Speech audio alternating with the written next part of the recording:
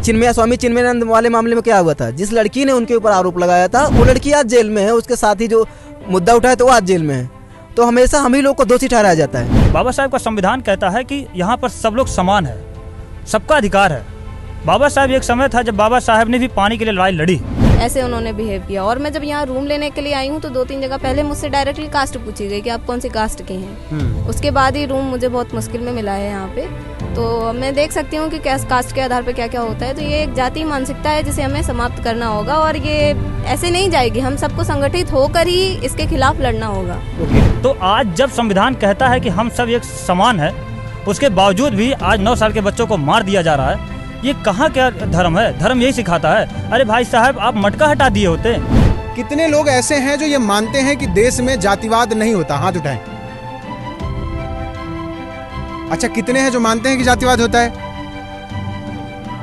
इस देश की एक बड़ी आबादी आज भी जातिवाद का, छुआछूत का बाकायदा भुक्तभोगी है और रोज झेल रही है। उसके बाद में आज ही कल की एक घटना है जहाँ पे एक शिक्षिका जो है स्कूल पढ़ाने के लिए जाती है। शिक्षिका अपने बच्चे के साथ में वहाँ पे स्कूल के लिए जाते हैं तो कुछ जो लोग थे उसको रास्ते में मार देते हैं, पेट्रोल डाल के उसको आग लगा देते हैं, उसको जला देते हैं। तो कहीं ना कहीं वहाँ पे सिर्फ और सिर्फ दलित लोगों का ही शोषण किया जा रहा है। नमस्कार साथियों, मैं हूँ विनीत और इस वक्त मैं बाबा साहब भीमराव अम्बेडकर यूनिवर्सिटी लखनऊ में खड़ा हूँ। इंदर मेघवाल के लिए जितने लोग प्रोटेस्ट कर रहे हैं, खास करके जो छात्र संगठन प्रोटेस्ट कर रहे हैं, उसकी कड़ी में हम ये दूसरी जगह पहुंचे हैं। इन छात्रों से बात करेंगे क्या चाहते हैं और क्या इन्हें सच में उम्मीद है, और जो नया परसेप्शन आ रहा है उस केस में कि किस तरीके से बताया जा रहा है कि वहाँ कोई मटका ही नहीं था और जो कुछ भी हुआ उसमें जाति का कोई योगदान नहीं था, बच्चे की डेथ को मैनिपुलेट करने की कोशिश की जा रही है, उस पर क्या राय है इनकी? क्या नाम है आपका? धीरज कनौजिया नाम है मेरा। मैं लॉ डिपार्टमेंट का स्टूडेंट हूँ और 4th ईयर मेरा है। और अभी जो राजस्थान में जो घटना घटी है इंदर मेघवाल का, और उसकी मैं कड़ी निंदा करता हूं। और यहाँ की जो यूनियन है, यहाँ के जो स्टूडेंट हैं, वो लोग भी कड़ी निंदा करते हैं। और ऐसे समाज में हो रहे हैं। वो जो 9 साल का जो बच्चा था उसे जाति धर्म पता नहीं था, कुछ भी नहीं पता था, लेकिन उसे जाति और धर्म के आधार पर उसे मार दिया गया। कौन सी जाति है आपकी, कौन सी धर्म है? ये धर्म यही सिखाता है कि मटके से पानी पी लीजिए तो आपको मार दिया जाएगा। बाबा साहब का संविधान कहता है कि यहाँ पर सब लोग समान है, सबका अधिकार है।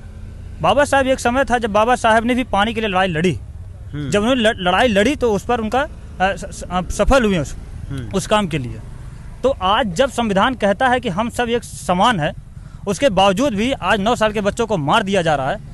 ये कहाँ क्या धर्म है? धर्म यही सिखाता है। अरे भाई साहब, आप मटका हटा दिए होते। जिस मटके से पानी पिया था, आप मटका हटा दिए होते, फोड़ दिए होते उसे।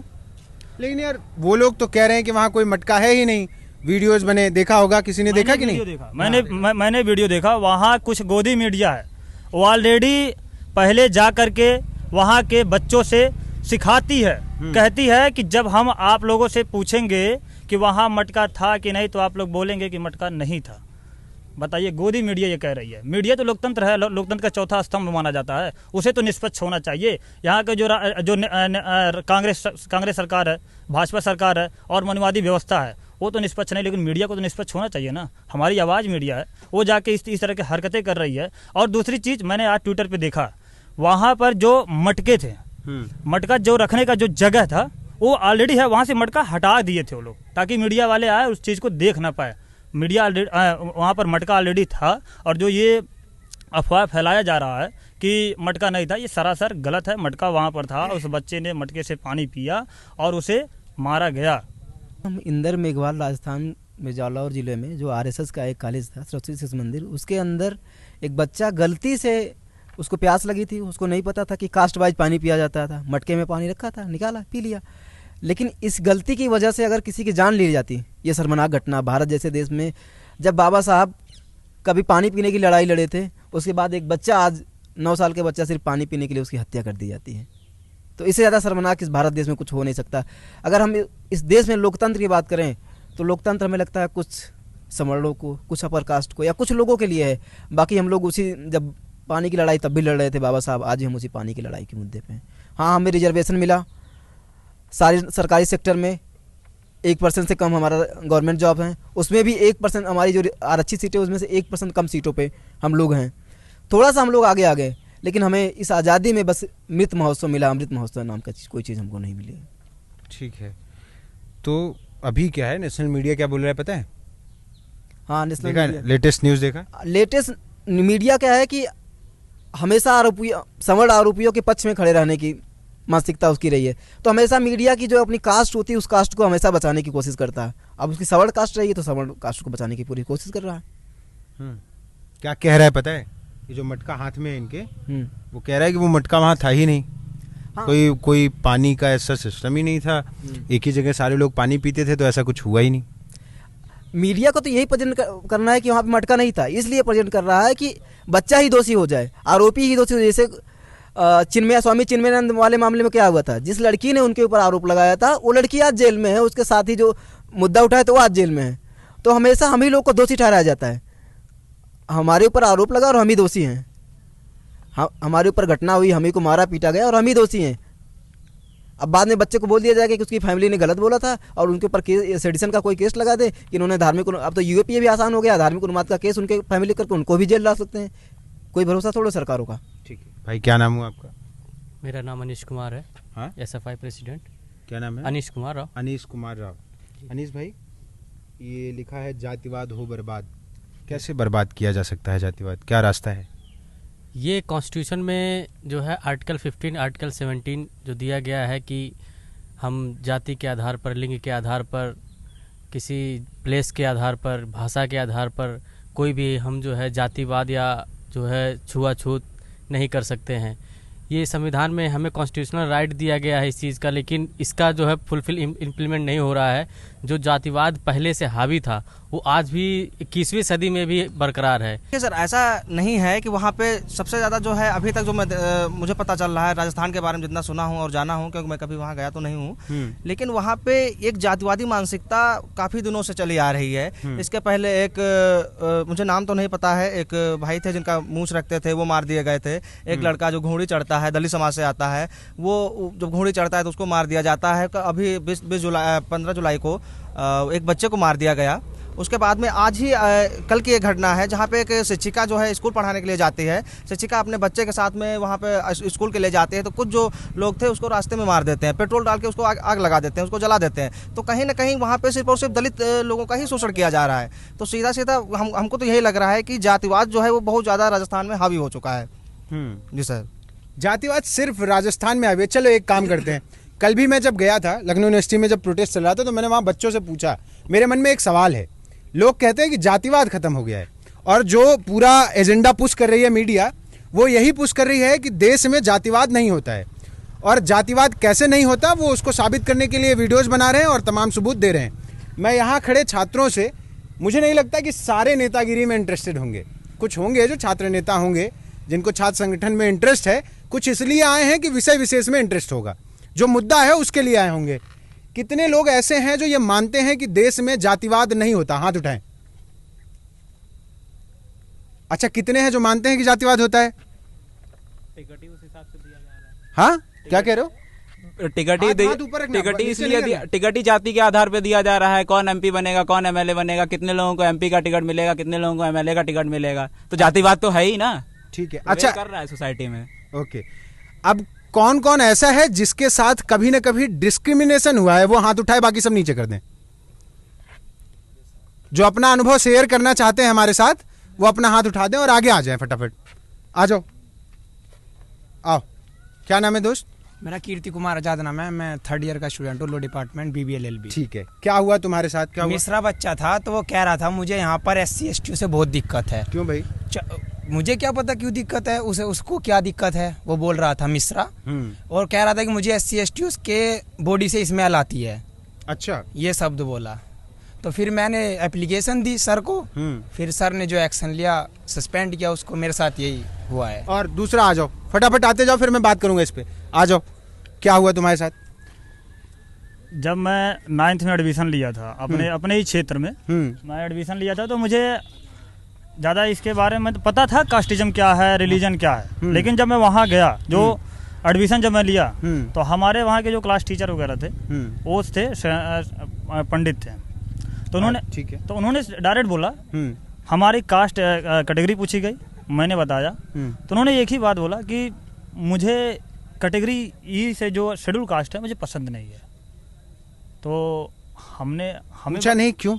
मैंने पूछा क्यों, तो उन्होंने कहा कि सब छोटी जात के। लेकिन हाँ, एक चीज़ मुझे समझ में आई, एडमिशन ले रहे हैं तो उन्हें दिक्कत है, लेकिन जब मैं वहाँ रेगुलर पढ़ाई करने लगा, जब मैं वहाँ क्लास में पढ़ने लगा, उसके बाद जब पता चला ये कोचिंग भी इनकी चलती है, तो मैंने कोचिंग भी पढ़ा वहाँ। तो उन्हीं के घर में जाके कोचिंग पढ़ा, तब दिक्कत नहीं, क्योंकि मैं फीस वहाँ फीस दे रहा हूँ, और जो जिस कॉलेज में पढ़ा वहाँ मैं 11 रुपये फीस दे रहा हूँ। मतलब कहा गया ना कि ताकत और कमज़ोर कभी समझौता नहीं होता, कभी समझौता नहीं होता। जब मैं वहाँ पढ़ रहा था उनके यहाँ, उनके बेसिकली आप ये कह रहे हैं कि पैसा है आपके पास तो फिर जाति का मायना थोड़ा सा कम हो जाता है?